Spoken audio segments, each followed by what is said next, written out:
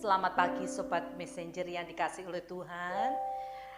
Kita bersyukur pagi hari ini kita boleh bangun dalam keadaan yang sehat, dalam keadaan yang kuat, semua karena anugerah Tuhan. Terlebih Tuhan masih percayakan kepada kita nafas kehidupan, karena Tuhan mau saudara dan saya kita menjadi kemuliaan Tuhan, menjadi kepujian Tuhan. Mari sebelum kita akan dengar firman Tuhan, saya ajak kita untuk menaikkan sebuah pujian. Tuhan selalu menolongku. Haleluya. Mari bersama-sama angkat pujian kita di hadapan Tuhan. Musim akan selalu berganti, kasih Tuhan tetap abadi,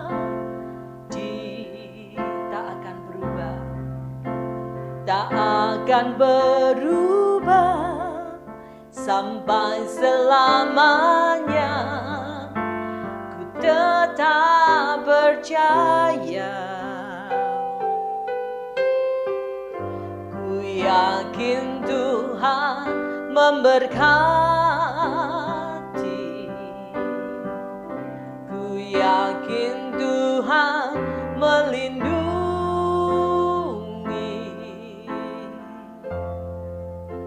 Burung di udara Tuhan pelihara, karena kasih-Nya. Mari serukan, Tuhan selalu menolongku, Tuhan selalu menolongku. Amin. Selalu menjagaku, sehelai di rambutku tak akan terjatuh tanpa seizin-Mu. Tuhan selalu menolongku, Tuhan selalu menolongku, selalu menjagaku. Dia mengenyangkanku dan peliharaku seumur hidupku. Mari lebih lagi serukan, Tuhan selalu menolongku, Tuhan selalu menolongku, selalu menjagaku, selalu menjagaku, sehelai di rambutku tak akan terjatuh tanpa seizin-Mu.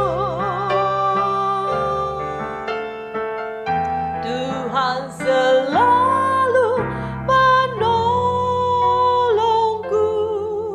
Amin. Selalu menjagaku, Dia mengenyangkanku dan peliharaku seumur hidupku. Dia mengenyangkanku, Dia mengenyangkanku dan peliharaku seumur hidupku. Dia mengenyangkanku dan peliharaku seumur hidupku. Mari kita berdoa, satukan hati, berdoa bersama-sama. Kami bersyukur Tuhan, terima kasih untuk anugerah-Mu yang selalu baru setiap pagi. Besar kesetiaan Tuhan. Tuhan itulah bagianku. Kami pagi hari ini siap untuk menerima roti surgawi, mana surgawi, roti kehidupan yang adalah pribadi-Mu sendiri, untuk menjadi makanan kami, untuk menjadi kekuatan bagi hidup kami, untuk kami menjalani hari-hari di depan kami. Terima kasih Bapa, terima kasih.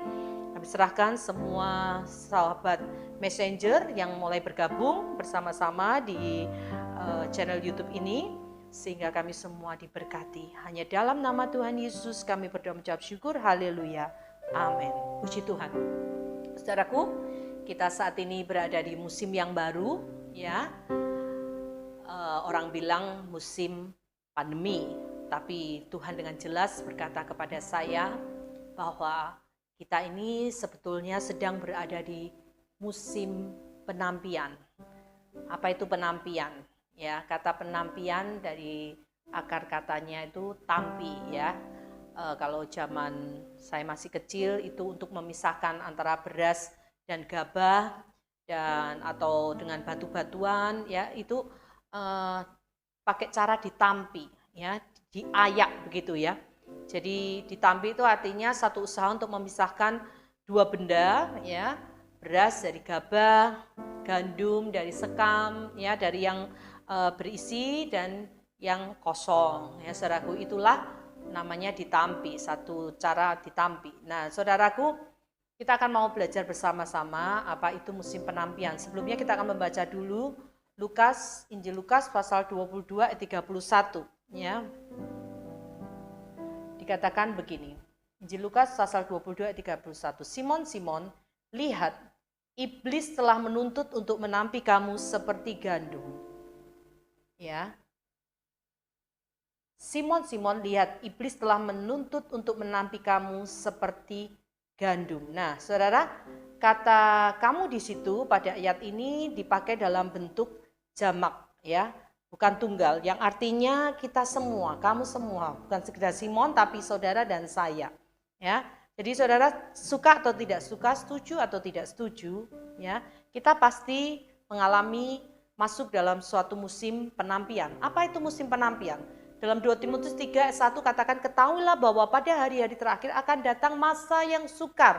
Kata masa yang sukar itu dalam bahasa aslinya dipakai kata kalepos. Artinya masa-masa yang dangerous, masa-masa yang berbahaya, masa-masa yang berpotensi akan menurunkan kekuatan kita. Nah, saudaraku, ini dunia hari ini semakin chaos, ya, semakin kacau dengan keadaan pandemi yang ada, saudara.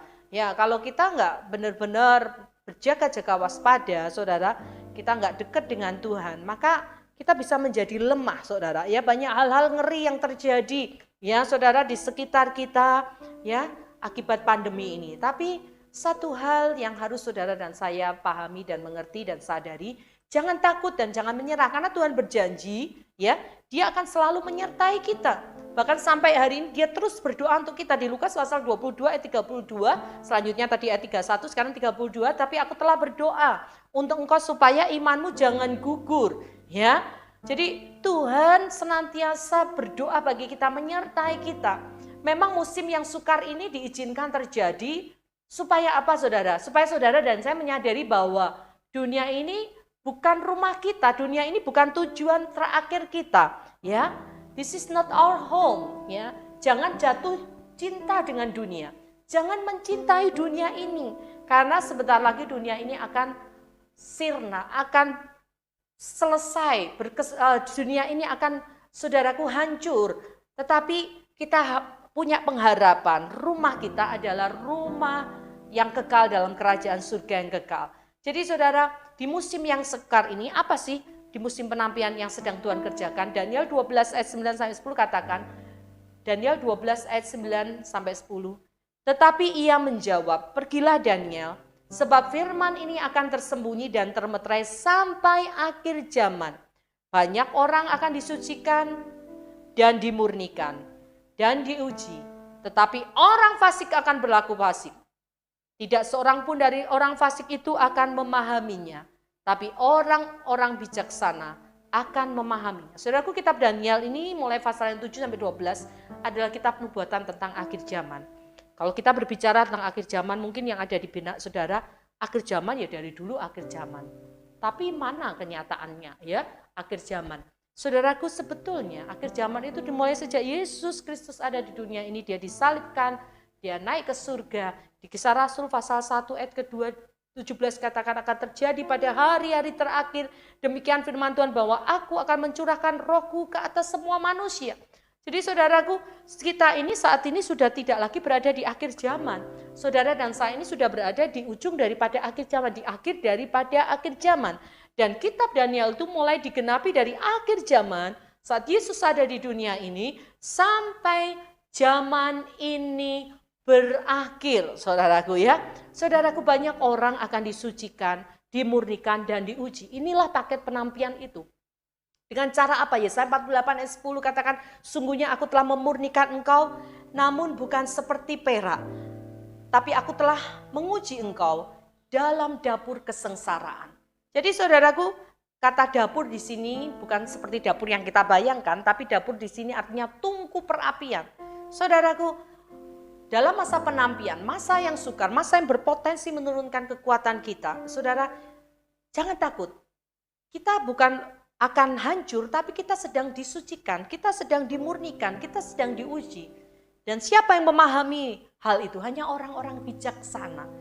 Orang-orang fasik tidak akan mengerti. Karena nanti pada waktunya Tuhan akan membuat pembedaan. Ya, saudaraku, masa yang sukar adalah masa untuk memisahkan, ya, masa pemisahan gandum dari kulit, yang baik dan yang buruk, ya. Sekali lagi, jangan jatuh cinta dengan dunia ini, karena dunia ini akan kita tinggalkan. Maleakhi 3:18 berkata pada waktunya nanti kita akan melihat pembedaan antara orang benar dan orang fasik, antara orang yang beribadah kepada Tuhan dan orang yang tidak beribadah kepada Tuhan. Kata beribadah di situ artinya orang yang berpakaian kebenaran, orang yang melayani Tuhan. Ya, masa yang sukar bukan hanya memisahkan antara yang baik dan yang buruk, gandum dengan sekam, tetapi masa sukar, masa penampian ini juga untuk melatih kekuatan saudara dan saya, menjadikan kita kuat. Sehingga ketika kita sudah kuat, tadi firman Tuhan katakan kamu bisa menguatkan saudara-saudaramu yang lain. Ya, saudaraku, bisa menguatkan saudara-saudaramu yang lain. Bagaimana kita bisa memberikan kekuatan kepada saudara-saudara kita? Kita harus kuat terlebih dahulu. Kuat dalam apa, saudaraku? Kuat dalam firman, kuat dalam doa. Sehingga kita bisa jadi berkat untuk saudara kita yang lain. Nah, sekarang masalahnya bagaimana caranya supaya saudara dan saya bisa lolos, kita bisa lulus, kita bisa sukses melewati musim penampian. Di Lukas pasal 22 ayat 54, yang pertama di situ dikatakan, ya saudaraku, kalau saudara baca di Lukas pasal 22 ayat 54, ya dikisahkan bagaimana Petrus itu mengikut Tuhan dari jauh, ya. Dia memang mengiring Yesus, tapi dari jauh, saudaraku. Dia nggak berani mendekat kepada Yesus. Banyak alasan, karena dia takut dengan orang-orang Farisi, ya, takut dengan ahli-ahli Taurat, dia takut ketahuan kalau dia adalah murid Yesus, saudaraku. Yang pertama, ya, supaya saudara dan saya bisa lolos lurus di masa musim penampian ini, jangan jauh dari Tuhan. Mungkin saudara berpikir, saya tidak jauh kok dari Tuhan. Tuhan yang jauh kok dari aku. Saudara, kitab Yakobus berkata, surat Yakobus berkata, mendekatlah kepadaku dan kepada Allah dan ia akan mendekat kepadamu. Jadi kerinduan Tuhan untuk mendekat kepada saudara dan saya itu lebih besar daripada kerinduan kita mendekat kepada Tuhan. Saudara, kita tidak bisa hanya deket nempel tok, ya saudaraku, tapi kita benar-benar harus dicangkokkan kepada pokok anggur yang benar di situ. Supaya apa, saudara? Kita menerima aliran-aliran sari-sari makanan untuk kehidupan kerohanian kita, ya. Sehingga saudara dan saya kita bisa terus bergairah, kita bisa terus bersemangat untuk hal-hal rohani. Salah satu tanda penurunan, ya saudaraku, kerohanian kita itu ketika kita mulai kehilangan gairah dan semangat untuk hal-hal rohani, kehilangan semangat untuk beribadah, kehilangan semangat gairah untuk berdoa, untuk membaca Alkitab.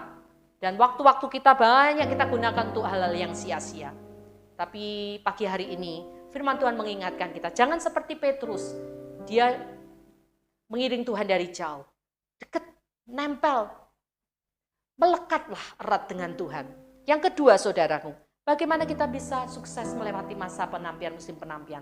Di Lukas pasal 22 ayat 33, jawab Petrus, Tuhan, aku bersedia masuk penjara dan mati bersama-sama dengan engkau.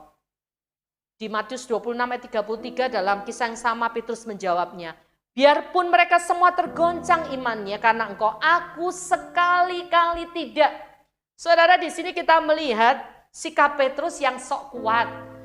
Sikap Petrus yang sok hebat, sombong. Ya, aku pasti bisa, aku nggak mungkin jatuh. Ingat 1 Korintus 10 ayat 12 katakan, sebab itu siapa yang menyangka bahwa ia teguh berdiri, hati-hatilah supaya ia jangan jatuh. Ya, salah satu sifat karakter orang di akhir zaman itu adalah apa, saudaraku? Sok tahu, sok hebat, berlagak tahu. Ya, saudara. Ayo, saudara. Siapa sih kita? Ya, apa sih yang mau kita banggakan hari-hari ini? Saudara mau banggakan kekuatan saudara?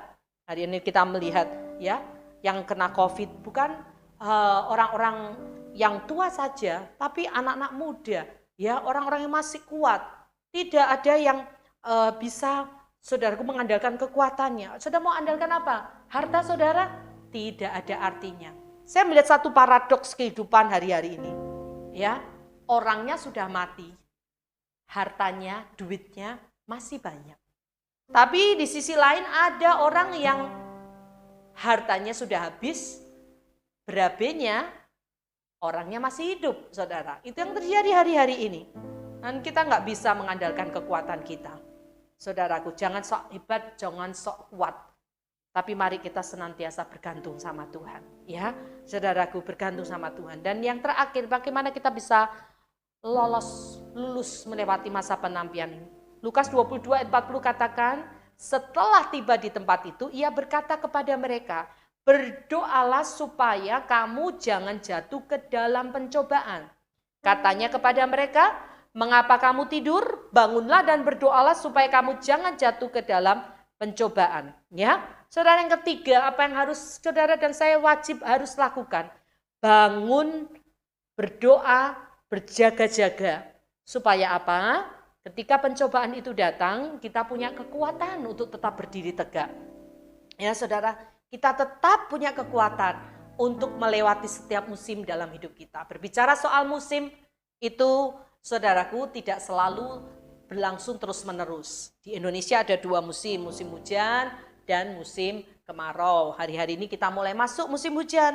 Nanti setelah musim hujan, kita akan masuk musim kemarau. Jadi saudaraku, kabar baiknya bagi saudara dan saya, ya, lewati musim penampian ini, jangan saudara lemah, ya, saudara patah semangat, saudara jangan patah harap. Mungkin saudara menangis, oke, tapi tidak cengeng. Mungkin saudara rasanya hati ini tersayat-sayat, tapi saudara bukan orang yang putus pengharapan. Kabar baiknya buat kita, ayat yang terakhir mari kita baca bersama-sama. 1 Petrus 1 ayat 6-7. Coba kita buka sama-sama ya. 1 Petrus 1 ayat 6-7. Dikatakan begini, bergembiralah akan hal itu, sekalipun sekarang ini kami seketika, ya katakan seketika itu sekejap. Orang Jawa bilang sedilu, sesaat, harus berduka cita oleh berbagai-bagai pencobaan. Ya, kata pencobaan di sini lebih tepatnya karena dipakai kata peiramos, pengujian, ujian. Maksud semuanya itu ialah untuk membuktikan kemurnian imanmu yang jauh lebih tinggi. Nilainya daripada emas yang fana yang diuji kemurniannya dengan api, sehingga ia memperoleh puji-pujian dan kemuliaan dan kehormatan pada hari Yesus Kristus menyatakan dirinya. Jadi saudara, hari ini ketika kita harus lewati musim penantian, ya, saudaraku, itu bisa berbicara banyak hal, ya. Kita seperti sedang dibawa naik ke tungku perapian, ya. Kita sedang melewati masa-masa kekelaman dalam hidup ini, ya, saudaraku. Bahkan mungkin kita harus lewati lembah-lembah bayang maut. Firman Tuhan katakan, semuanya itu hanya seketika. Semuanya itu hanya sekejap, sedilu, sesaat. Walaupun yang namanya sekejap itu bisa 1 tahun, bisa 5 tahun, atau bisa 10 tahun, bahkan bisa 20 tahun. Tapi itulah namanya musim. Hanya semusim saja. Saya berdoa setiap kita ketika kita mendengar kebenaran firman Tuhan ini. Apapun yang sedang Bapak Ibu Saudara sekalian sedang hadapi hari-hari ini. Ya saudara, mungkin kita sedang berada di dalam lembah, ya, dalam pergumulan. Jangan lemah, jangan merasa sok kuat, tapi juga jangan merasa sombong. Kita perlu Tuhan. Saya berdoa 3 hal ini yang saya bagikan. ya akan memberikan kepada kita pencerahan supaya kita bisa melalui musim penampian ini. Yang pertama tadi, jangan jauh daripada Tuhan, deket sama Tuhan. Yang kedua, jangan sok kuat, jangan sok hebat. Dan yang ketiga, terus berjaga-jaga, berdoa, waspada. Karena kita tidak tahu kapan harinya saat Tuhan datang, saat hari Tuhan tiba. Tapi yang penting kita sudah siap. Saya berdoa setiap kita tangkap kebenaran firman Tuhan ini, dan biar firman Tuhan ini akan memberikan terang dalam hidup kita, memberikan pencerahan, sehingga kita bisa lewati musim demi musim bersama dengan Tuhan. Tuhan selalu menolongku, selalu menjagaku. Dia mengenyangkanku dan peliharaku seumur hidupku. Mari sekali lagi katakan, Tuhan selalu menolongku, Tuhan selalu menolongku, selalu menjagaku,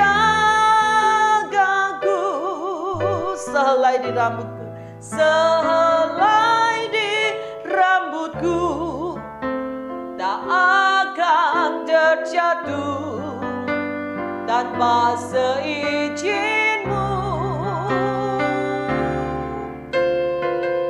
Tuhan selalu menolongku.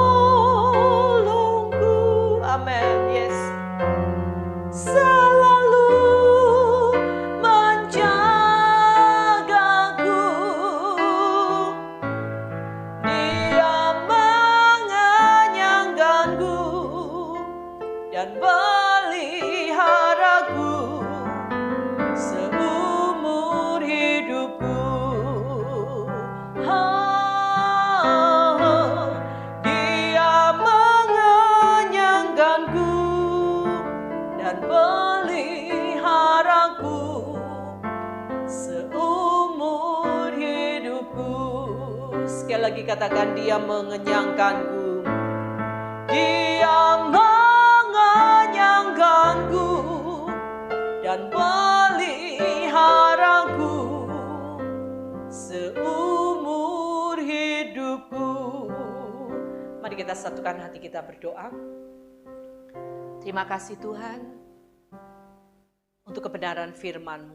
Musim demi musim kami boleh lewati. Tapi satu hal kami percaya, penyertaan-Mu itu sempurna dalam hidup kami. Mungkin kami harus lewati masa-masa yang berat, masa-masa yang sulit, atau masa-masa yang buruk menurut kami. Tapi kami percaya di saat situasi yang terberat sekalipun, Engkau selalu ada bagi kami. Oleh sebab itu, meteraikan kebenaran firman Tuhan pagi hari ini, untuk kami terus dekat dengan Engkau, tidak menjauh daripada-Mu, hidup bergaul, bersekutu dengan Engkau, karena disitulah letak kekuatan kami. Karena kami tidak tahu saatnya kapan hari Tuhan itu tiba, tapi yang penting kami boleh terus berjaga-jaga dan berdoa. Saat ini kami berdoa untuk setiap sobat messenger yang setia mengikuti Bread of Life tiap pagi melalui channel YouTube yang ada. Tuhan memberkati Tuhan ketika kami mengawali hari yang baru ini bersama dengan Engkau. Kami percaya jam-jam di depan kami adalah jam-jam yang penuh dengan anugerah, penuh berkat, dan penuh dengan kemenangan. Berkati apapun yang dikerjakan oleh anak-anak-Mu dalam takut akan Tuhan, Tuhan buat berhasil. Kau berkati juga channel YouTube ini, boleh terus menjadi berkat, mewartakan kabar baik bagi banyak orang, menjangkau banyak jiwa, dan nama Tuhan dipermuliakan. Terima kasih Bapak, terima kasih. Dan saat ini kami mau terima berkat yang daripada Tuhan. Tuhan memberkati Engkau dan melindungi Engkau. Tuhan menyinari Engkau dengan wajah-Nya dan memberikan kepada Engkau kasih karunia. Tuhan menghadapkan wajah-Nya kepada kita semua dan memberikan kepada kita damai sejahtera-Nya melampaui segala akal. Saudaraku yang dikasihi oleh Tuhan, kembalilah beraktivitas mulai hari ini bersama dengan Tuhan. Dia akan melakukan perkara-perkara yang ajaib melalui Engkau dan bersama dengan Engkau. Dan biar semua berkat-Nya baik turun dalam hidup kita mulai hari ini sampai Maranatha. Tuhan Yesus datang kedua kali untuk menjemput kita semua dalam kemuliaan kekal. Yang percaya katakan amin. Tuhan Yesus memberkati. Sampai jumpa.